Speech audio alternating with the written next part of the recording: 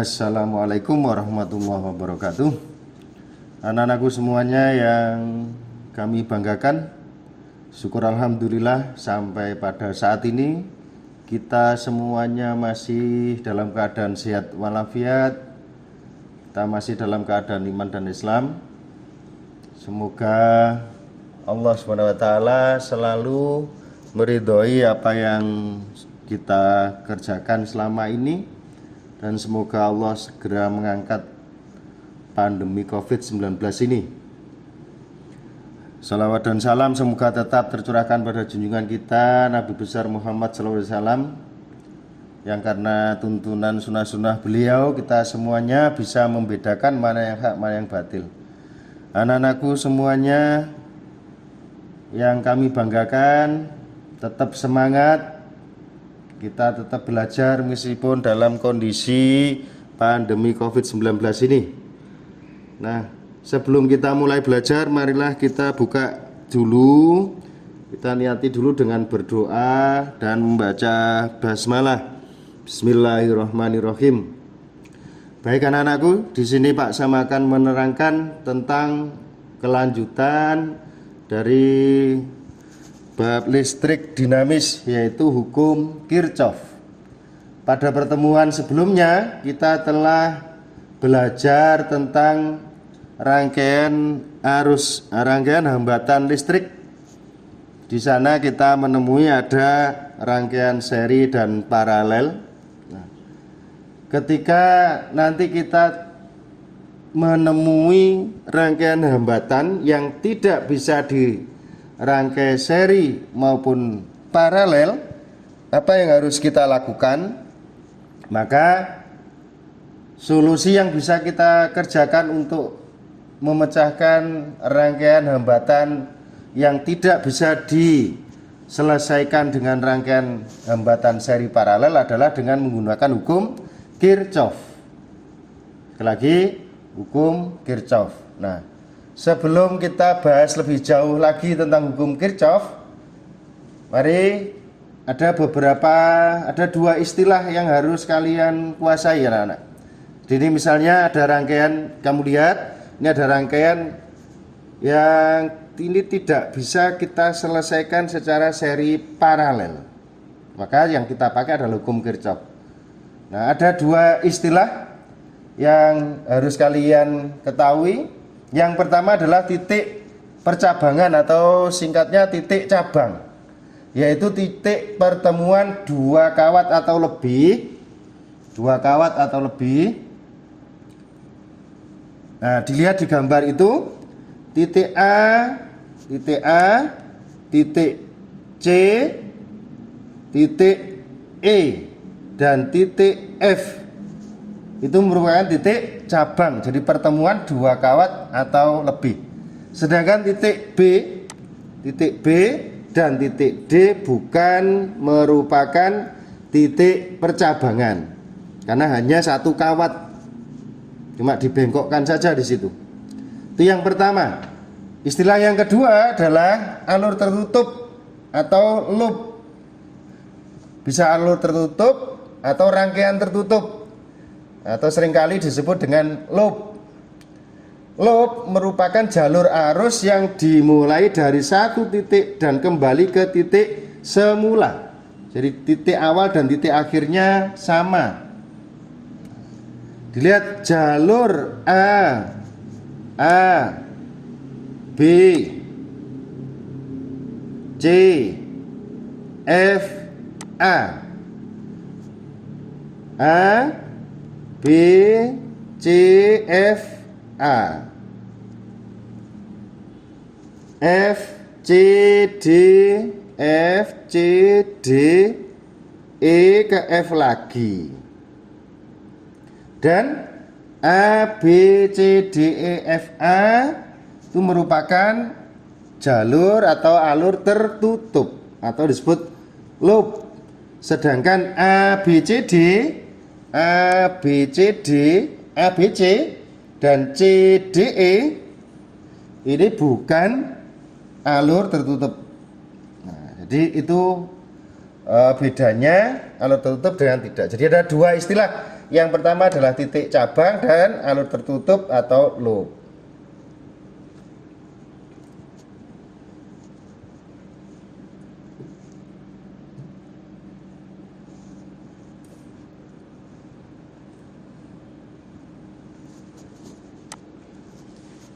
Baik anak-anak, kita melanjutkan pada hukum Kirchhoff. Hukum Kirchhoff ada dua. Yang pertama adalah hukum 1 Kirchhoff. Hukum 1 Kirchhoff, lihat. Ini ada sebuah titik cabang. Hukum 1 Kirchhoff disebut juga hukum kekekalan muatan listrik. Nah, jumlah arus yang masuk titik cabang sama dengan jumlah arus yang keluar dari titik cabang itu. Masuk keluarnya kalian tinggal lihat anak panahnya. Jadi kalau anak panahnya itu menuju titik, itu berarti dia masuk. Kalau anak panahnya menjauhi titik itu, berarti dia arahnya adalah keluar dari titik itu.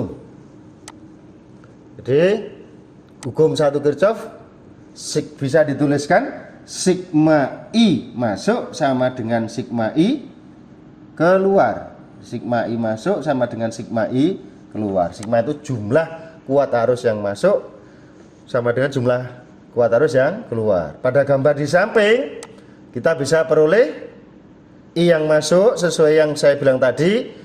Anak panahnya yang menuju titik cabang berarti sama dengan yang keluar. Yang menuju titik cabang adalah I1, I2 dan I4. Yang keluar adalah I3 dan I5. Jumlahnya sama. Nah, seperti yang saya sampaikan tadi, hukum 1 Kirchhoff menegaskan hukum kekekalan muatan pada titik percabangan dan mengatakan tidak ada muatan yang terkumpul di titik percabangan. Jadi semuanya ketika masuk misalnya 10 ampere, yang keluar juga 10 ampere. Contoh soal anak-anak, perhatikan. Misalnya ada 4 kawat dalam satu titik cabang. I1 6 ampere, I1 6 ampere, I2 3 ampere, I3 7 ampere. Pertanyaannya tentukan besar dan dari nilai besar nilai dari I4. Nah, maka pakai hukum 1 tadi, sigma I yang masuk sama dengan sigma I yang keluar. Yang masuk titik cabang adalah I berapa? Ya, pinter. I1 dan I2. Sedangkan yang keluar I3 dan I4. Betul. Tinggal masukkan I1-nya 6 ampere ditambah I2 3 ampere, I3-nya 7 ampere ditambah I4. 6 tambah 3 berapa? Betul, 9. Kemudian 7 ditambah I4. Jadi I4-nya adalah 9 dikurangi 7 menjadi 2 ampere. Nah, gampang sekali. Itu contoh soal untuk hukum 1 Kirchhoff. Mudah-mudahan anak-anak bisa memahaminya karena ini gampang. Baik anak-anak, setelah kita belajar hukum 1, sekarang hukum 2 Kirchhoff. Perhatikan, hukum 2 Kirchhoff mengatakan ya, atau tentang jumlah beda potensial dan ya, jumlah beda potensial pada jalur tertutup atau loop tadi. Nah, dituliskan sigma E sama dengan saya ulang, sigma E ditambah sigma I kali R sama dengan 0. E-nya itu adalah GGL atau sering kalian namakan beda potensial. Ada potensial yang satuannya volt. Nah. I kuat arus, R hambatan yang dilewati oleh kuat arus tadi. Jadi persamaan untuk hukum 2 Kirchhoff adalah sigma E ditambah sigma I kali R sama dengan 0. Ada juga persamaan bentuk lain. Ada yang sigma E sama dengan sigma I kali R. Ada yang sigma E min sigma I kali R sama dengan 0. Beberapa bentuk penulisan hukum 2 Kirchhoff itu semuanya benar karena ada konsekuensi aturan-aturannya sendiri. Nah, untuk yang kita pakai adalah bentuk sigma E ditambah sigma I kali R sama dengan 0 dengan aturan sebagai berikut. Ya. Nah,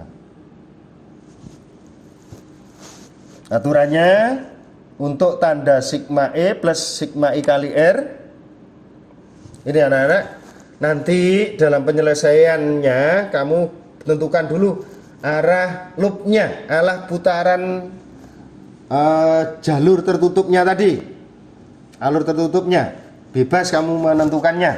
Nah, ketika nanti kita jumpai kuat arus itu searah dengan arah loop,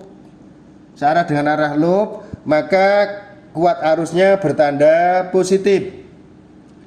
Kalau arah arusnya berlawanan dengan arah loop, maka arusnya bertanda negatif.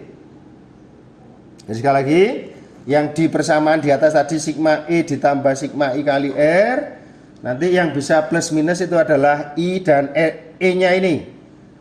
Nah, I itu akan bertanda plus jika arah arus searah dengan arah loop. Kalau arah arusnya berlawanan dengan arah arus, maka I-nya bertanda min. Kemudian untuk perjanjian tandanya beda potensial atau tegangan, ketika nanti arah loopnya itu ketemu kutub positif sumber tegangan terlebih dahulu, maka E-nya bertanda plus. Jadi apabila saat mengikuti arah loop kutub positif sumber tegangan dijumpai lebih dahulu dari kutub negatif, maka E-nya bertanda positif. Sebaliknya, apabila kutub negatif yang dijumpai terlebih dahulu, maka E-nya bertanda negatif atau min. Ingat, untuk baterai, untuk positif negatifnya dilihat lagi. Nah, ada tanda seperti pagar. Tanda seperti pagar. Untuk yang plus, yang panjang, pagarnya panjang itu yang plus, yang pendek itu yang min. Itu diingat-ingat simbol dari baterainya. Ya. Jadi saya ulang lagi, kuat arus bertanda plus jika arah arus nanti searah dengan arah loop dan sebaliknya. Kemudian untuk tanda GGL-nya, ketika loopnya nanti arah yang kita jalani nanti kok menemui kutub positif terlebih dahulu, berarti E-nya bertanda plus. Kalau kutub negatif yang kita temui dulu, berarti E-nya bertanda min. Baik anak-anak, saya akan berikan contoh soalnya terkait dengan hukum 2 Kirchhoff tadi. Ini contoh yang pertama, ada 3 sumber tegangan dan 3 hambatan yang dirangkai seperti gambar ini. Nah, dari gambar atau gambar rangkaian ini kalian disuruh menentukan kuat arus yang mengalir melalui rangkaian dan tegangan antara A dan C. Nah, perhatikan langkah yang pertama yang harus kalian lakukan adalah tentukan dulu arah loopnya. Nah, untuk arah loop tentukan juga yang pertama arah arusnya. Tentukan arah arus. Arah arus, ingat arus itu mengalir dari potensial tinggi ke potensial rendah. Atau dari yang tanda pagar yang panjang ke yang pendek, itu yang di luar baterai. Di sini ada 3, ada E1, E2 dan E3. Nah, kalau menemui soal seperti ini cari dulu yang searah. Nah, jadi yang searah maksudnya yang baterainya dirangkai seri. Dirangkai seri, baterai dirangkai seri itu berarti yang positif ketemu yang negatif. Nah, berarti di sini yang dirangkai seri baterainya adalah E1 dan E3. 1 dan E3. Maka arusnya kita tentukan searah dengan E1 dan E3. Jadi dari E1 ini arah arusnya ke kanan. Itu I-nya. Terus dari titik C berarti ke bawah. Ya. Dari titik D berarti ke kiri. Terus dari titik A berarti ke atas. Nah, ini adalah arah arusnya. Arusnya I. Itu yang pertama. Sekali lagi yang pertama tentukan dulu arah arusnya. Sebenarnya boleh kalian misalkan dibuat sembarang boleh, dan ini ada satu loop, maka arusnya sama semua kalau dalam satu loop. Nah, boleh sembarang, cuma biar lebih enak nantinya ikuti aturan tadi. Jadi arah arus itu keluar dari kutub positif. Nah, setelah kita buat arah arus, kita buat arah loopnya. Sembarang, boleh searah jarum jam, boleh berlawanan, boleh muter ke kanan, muter ke kiri, boleh. Tapi lebih baik kita pakai searah dengan arah arusnya saja, dari A ke B ke C ke D dan kembali lagi ke A. Ini arah loopnya. Nah, setelah itu kita gunakan hukum 2 Kirchhoff, karena ini rangkaian tertutup. Hukum 2 Kirchhoff-nya tadi, sigma E ditambah sigma I kali R sama dengan 0. Nah, sigma E tambah sigma I kali R sama dengan 0. Aturannya tadi, ketika ketemu kutub negatif maka E-nya bertanda negatif. Ketika ketemu kutub positif terlebih dahulu maka E-nya bertanda positif. Kita ikuti arah loopnya. Dari A ke B ketemu kutub negatif dulu, berarti min E3. Terus belok ke kanan ketemu kutub negatif lagi, berarti min E1. Terus sampai titik C ke bawah, sampai titik D, kembali lagi ke titik A, ketemu kutub positifnya E2, berarti plus E2. Ini untuk sigma E-nya. Nah, plus sigma I kali R tadi kita sudah buat antara arus dengan arah loop searah, berarti plus I. Nah, kali R itu adalah hambatan yang dilewati I. Jangan dari titik A ke B kita tidak menemukan hambatan. B ke C ada hambatan R1, berarti di sini ditulis R1. Terus C ke D kita ketemu R2, berarti plus R2. Terus dari D ke A ketemu hambatan lagi R3, berarti plus R3 sama dengan 0. Sudah, tinggal dimasukkan nilainya. E3 nilainya 4, berarti min 4. E1 4 juga, jadi min 4. Plus E2 nya adalah 2 plus I kalikan R1 nya 15 ohm ditambah 5 ohm ditambah 10 ohm, jadi sama dengan 0. Kita jumlah min 4 ditambah 2 berarti min 6. 15 ditambah 5 tambah 10 berarti 30. Jadi 30 I sama dengan 0. Pindah ke ruas kiri, 30 ke ruas kanan, 30 I sama dengan 6. Berarti I-nya sama dengan 6 dibagi 30. Sama dengan berapa? 0,2 ampere. Nah, sudah ketemu. Nilai arus yang mengalir adalah 0,2 ampere. Pertanyaan yang kedua, tegangan antara A dan C. Titik A dengan C. Nah, lihat dari A ke C itu ada dua jalur, ada jalur ke atas dari A ke B baru ke C. Ada juga yang jalur bawah A ke D kemudian ke C. Keduanya nanti akan memberikan nilai yang sama. Yang pertama, di rangkaian tertutup, misalnya VAC, ya tetap pakai hukum 2 tadi. VAC sama dengan sigma E ditambah sigma I kali R. Dari A ke C, lewat yang dari A ke C ya, lewat jalur A, B, C. A ke C ketemu kutub negatif, berarti min E3. Terus B ke C ketemu kutub negatif lagi, min E1. Min E1 ya. Terus sudah tidak ada lagi. Nah, kemudian plus I. Kalikan R yang dilewati I dari A sampai C, dari A sampai C, A, B, C. I-nya melewati hambatan berapa? R1. Jadi kali R1.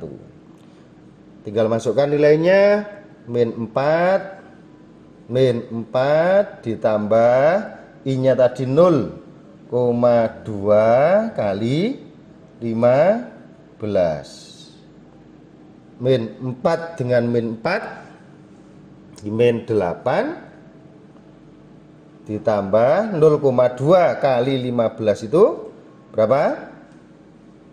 3. Jadi sama dengan min 5 volt. Dinilai hambat tegangannya tegangan antara A dan C adalah 5 volt ini. Untuk selanjutnya anak-anak, ini ada contoh lagi nomor 2. Perhatikan rangkaiannya.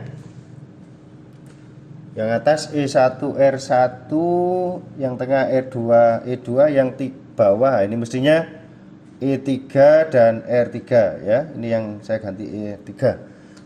Dari rangkaian di samping tentukan jika hambatan dalam sumber tegangan diabaikan, berapakah kuat arus yang melalui R2.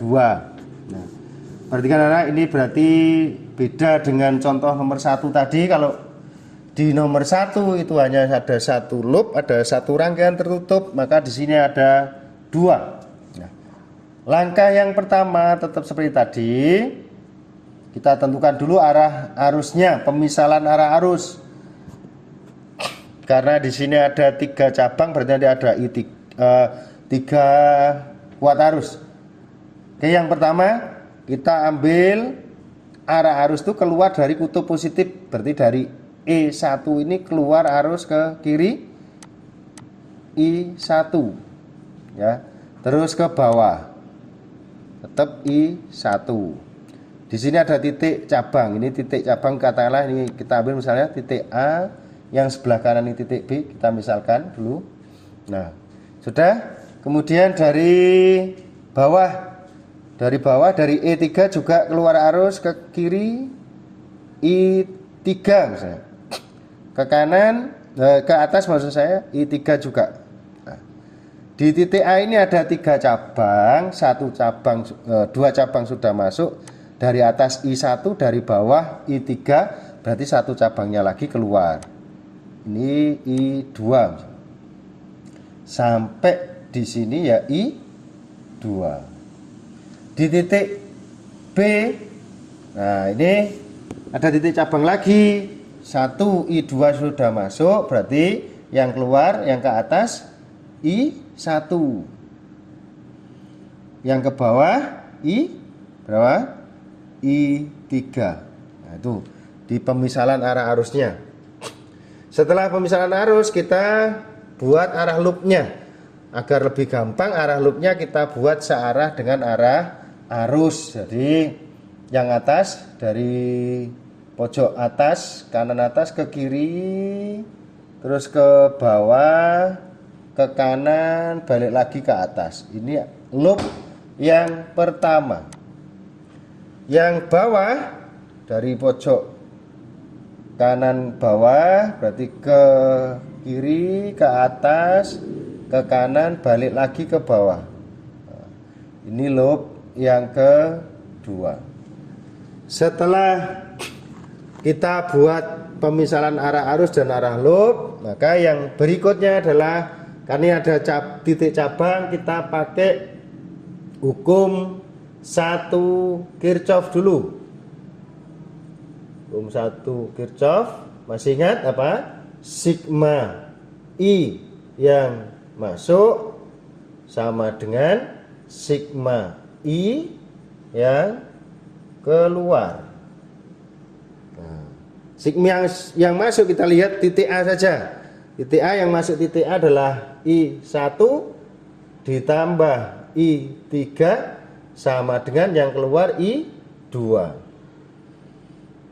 Nah, kita sederhanakan dulu. I1 berarti sama dengan I2 dikurangi I3. Ini kita pakai sebagai persamaan yang pertama.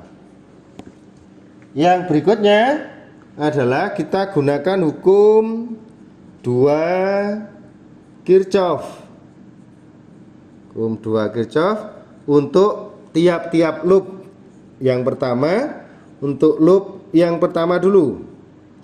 Hukum 2 Kirchhoff, sigma E plus sigma I kali R sama dengan 0. Lihat untuk loop yang pertama. Misalnya tadi dari pojok kanan atas berjalan ke kiri, ketemu kutub negatif min E1, terus ke bawah ke titik A, belok ke kanan ada E2, juga ketemu negatif berarti min E2. Nah, plus I-nya harusnya I1 karena kita sudah buat searah dengan arah loop, berarti I1. Nah, I1 melewati hambatan berapa? Melewati hambatan R1. Selain I1 ada I berapa lagi di loop yang pertama? Dilihat, berarti ada I2 ini. Ada I2. I2 dengan arah loop searah, maka plus juga. Plus I2 dikalikan R berapa yang dilewati I2? Yang dilewati I2 adalah R2, jadi dikalikan R2 sama dengan 0. E1 kita masukkan nilainya min 16, E2 min 8, plus R1 nya berapa? 12.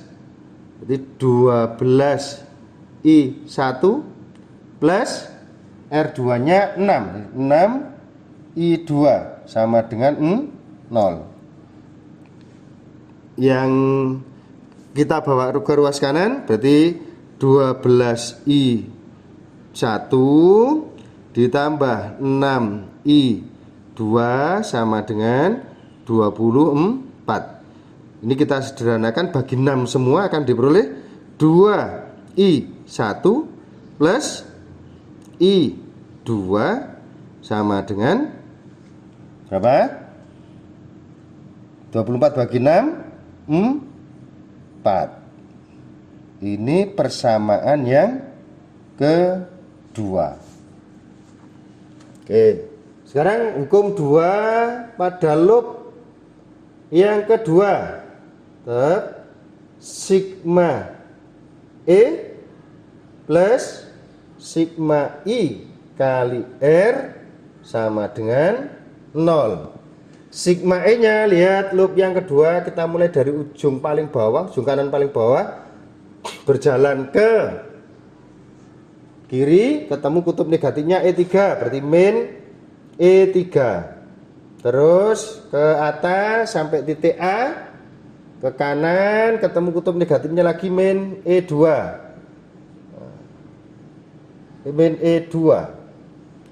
Kemudian sudah sampai titik B, tidak ketemu E lagi, sekarang plus I nya ada I3. I3 dikalikan R yang dilewati adalah R3. Selain I3 ada lagi I2 tadi, di plus I2 dikalikan R2 sama dengan 0.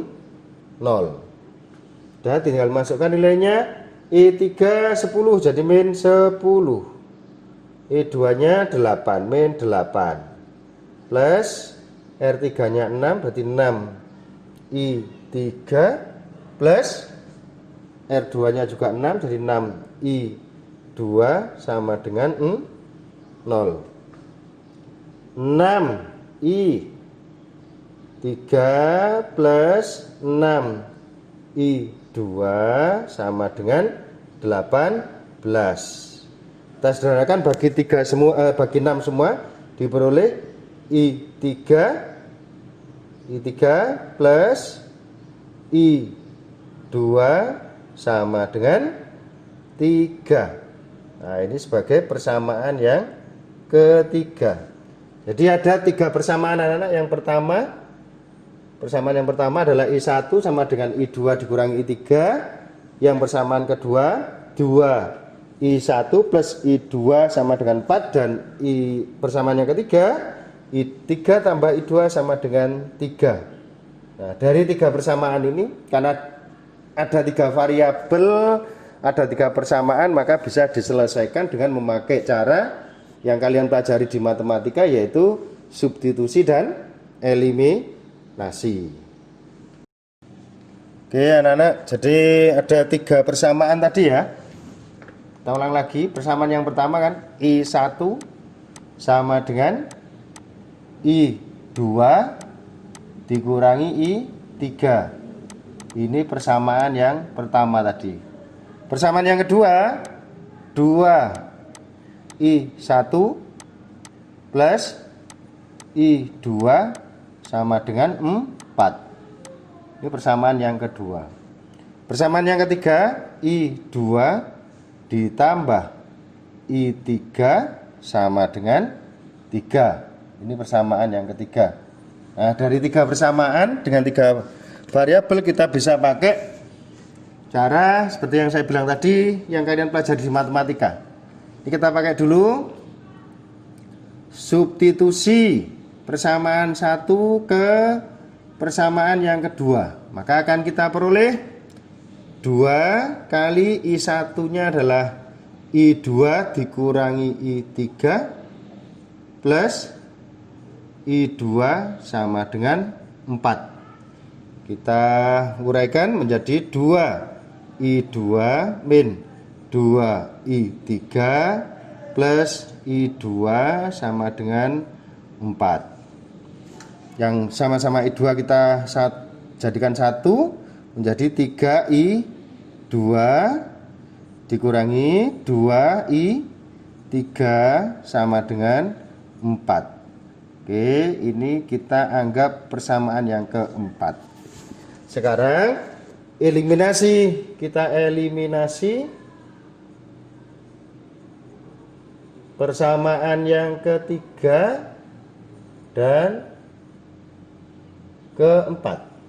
Oke, yang ketiga adalah I2 ditambah I3 sama dengan 3. Yang keempat 3I2 min 2I3 sama dengan 4. Kita akan mencari I2, maka kita eliminasi ya I3 biar bisa hilang. Berarti kita kalikan yang persamaan atas ini dengan 2. Terus nanti dijumlahkan. 2 kali I2, 2I2 ditambah 3I2 menjadi 5I2. Yang 2 I3 dikurangi 2I3 0, dan 2 kali 3 itu 6, ditambah 4 menjadi 10. Maka I2 nya adalah 10 dibagi 5, 2 ampere. Nah, ketika I2 ketemu, maka nanti tolong anak-anak cari ya, coba dicari berikutnya I1 nya nanti berapa ampere, I3 nya berapa ampere, dengan memakai persamaan-persamaan di atas ya. Demikianlah anak-anak contoh yang bisa saya berikan. Sabar, jadi karena di hukum Kirchhoff ini membutuhkan kesabaran dan ketelitian, utamanya kalau kita menemui dua loop seperti contoh nomor 2. Demikian, mudah-mudahan anak-anak selalu diberikan pemahaman oleh Allah dan ini bermanfaat. Sekian, terima kasih. Wassalamualaikum warahmatullahi wabarakatuh.